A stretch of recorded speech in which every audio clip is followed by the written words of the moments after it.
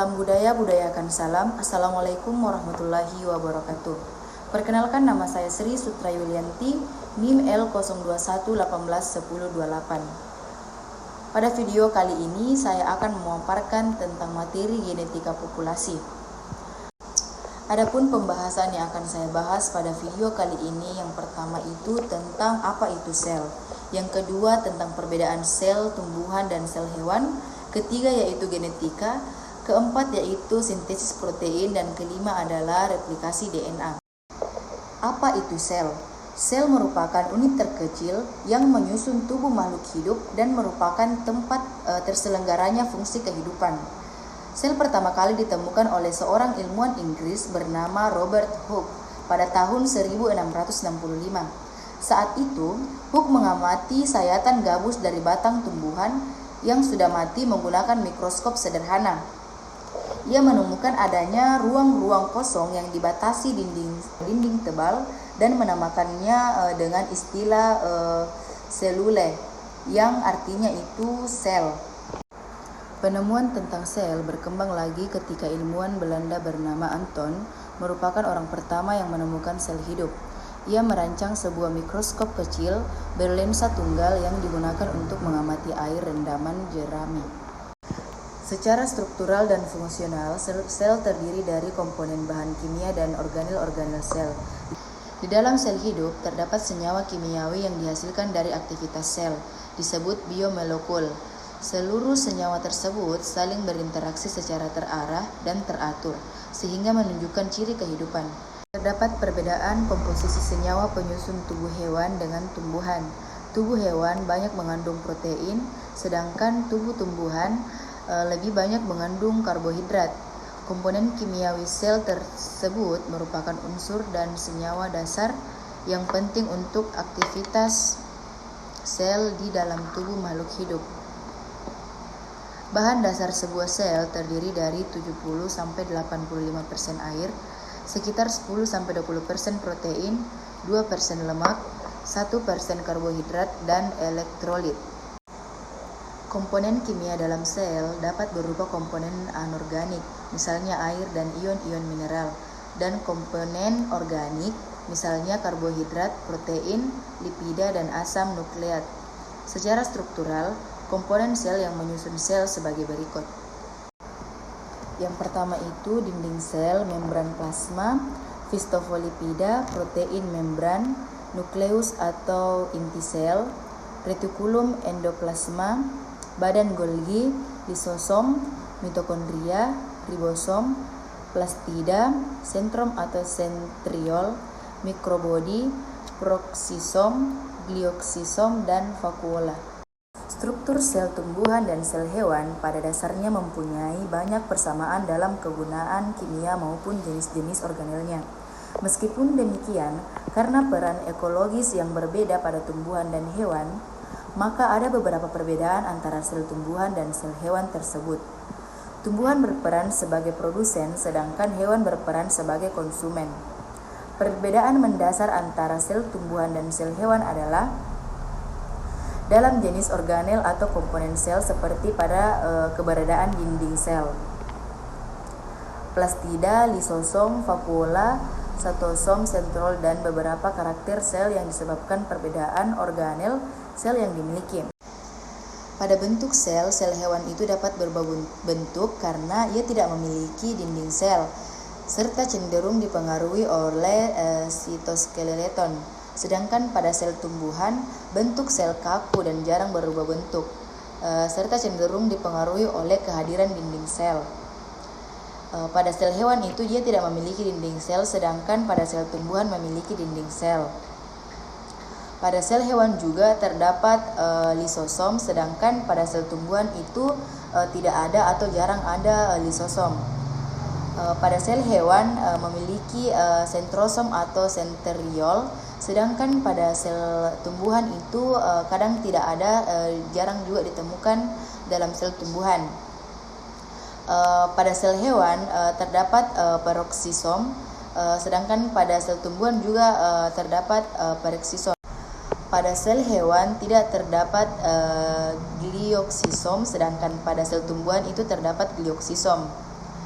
Pada sel hewan, vakuola itu ada kecil dan tidak, sedangkan pada sel tumbuhan ada permanen vakuola.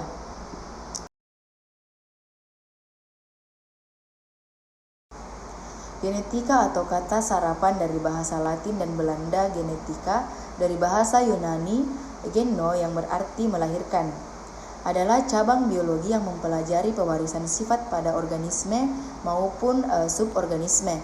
Secara singkat, dapat juga dikatakan bahwa genetika adalah ilmu tentang gen dan segala aspeknya.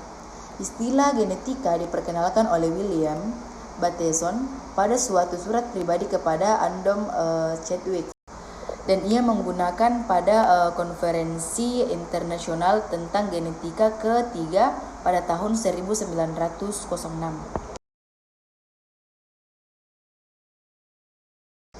Sintesis protein.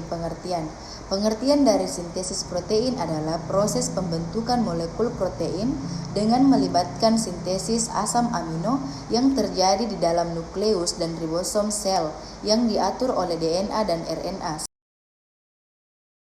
RNA merupakan materi genetik di mana basa nitrogen terdiri dari adenin A, guanin G, sitosin C, dan uresil U.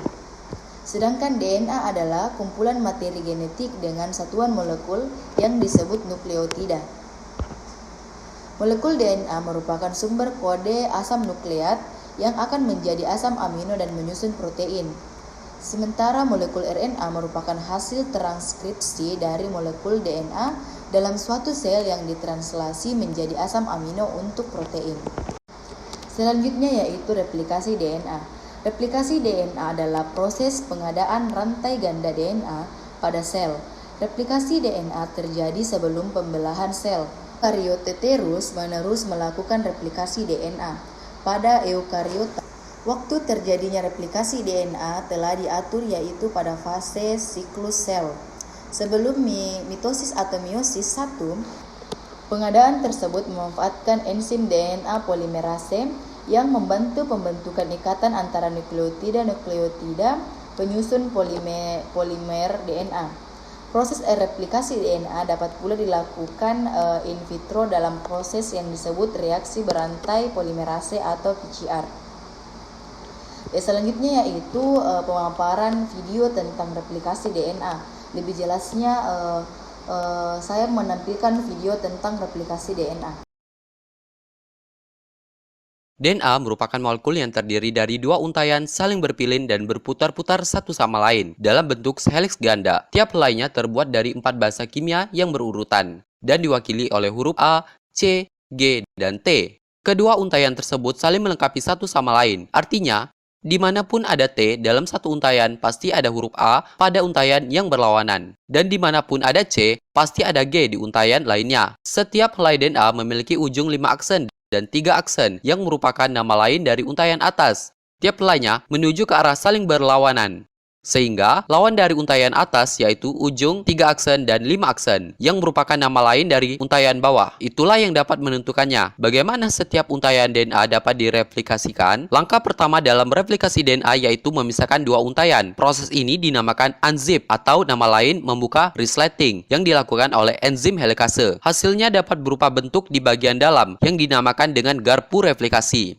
Helai yang berpisah masing-masing menyediakan template untuk membuat untaian DNA baru. Setelah tiap helainya berpisah, tiba-tiba datanglah enzim primase mengikat untaian DNA bagian atas untuk memulai prosesnya dengan cara menarik nukleotida RNA dari luar ke dalam untuk dicocok-cocokkan seperti puzzle. Enzim ini sebagian kecil membuat helaian RNA untuk mengikat sebagian untaian DNA bagian atas yang disebut primer. Bagian tersebut merupakan pusat awal dalam pembentukan untaian DNA baru. Kemudian, tiba-tiba datanglah enzim DNA polimerase untuk mengikat primer yang akan membuat untaian DNA baru. Enzim DNA polimerase hanya bisa menambahkan nukleotida DNA ke satu arah dari ujung 5 aksen ke ujung 3 aksen.